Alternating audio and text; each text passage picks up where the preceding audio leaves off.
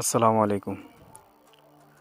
দেশের পরিস্থিতিও ভালো না। নৌকো দিয়ে ঘুরাইছি বন্ধুরা, আমি আগেই কইছি ভাই নৌকো দিয়ে ঘুরাইছি আর ঘুরতাম না। বন্ধুরে জোর মোর কইরা আমার লাইনে ধরে লয়ে যাইতেছে। আইও আজগা যাই সেরে ইয়াসিনের দুলাভাই নৌকাতে যায় ঘুরাই গে। ইয়াসিনের দুলাভাই নতুন একটা নৌকা কিনছে। তো কি আর করার, বন্ধু বান্ধবের সাথেই তো ঘুরতে হইব। তাই জলদি করে বাইতে বইডাটা লইয়া গাড়ি তুইটা আইয়া পড়ছি আমরা বিশারা আইয়া সেরে গাড়িটা রাইকা, এই যে গাড়িটা রাইকা যাইতেছি গা। গাড়িটা মূলত হইলো আশরাফুল ভাইয়ের। আমার নিজের একটা গাড়ি আসলো, গাড়ি বেচ চালাইছি, এখন অন্য কাজ করিম। যাই হোক, এই হইতেছে গিয়ে সেরে এসিনের দুলাবের বাড়ি, অর্থাৎ এসিনের বোনের বাড়ি। একবারে শহরের মাঝখানে যেহেতু চারিদিক দিয়ে পানি। আর এটা হইতেছে গিয়ে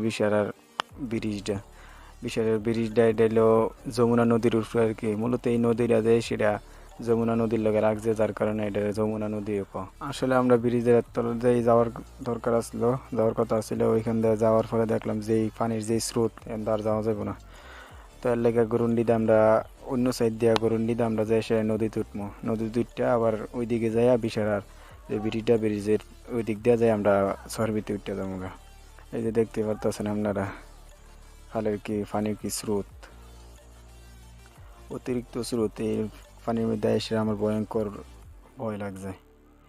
কি আর কমু, গ্রামের পোলাও সেরে ডরাই গেছি গে। আর আপনারা যারা শহরের আছেন এরা তো আইয়াসিরা মনে হয় না টিকতে পারবেন। এই হইলো আমরা তিন বন্ধু, আর মাঝখানে একটা হইলো ইয়াসিন, আর ওই সাইডেরটা হইলো আশরাফুল ভাই। তো এই ছিল আজকের ভিডিও। আসসালামু আলাইকুম।